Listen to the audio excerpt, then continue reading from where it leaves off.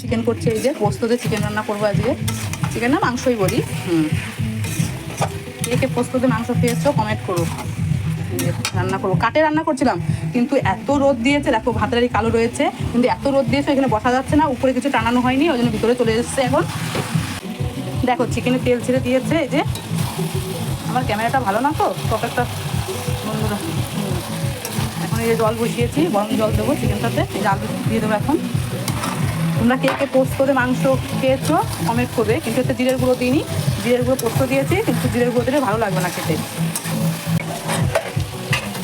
এখন এই জল দেবো, মাংস কষানো হয়ে গেছে, জল দিয়ে দেবো।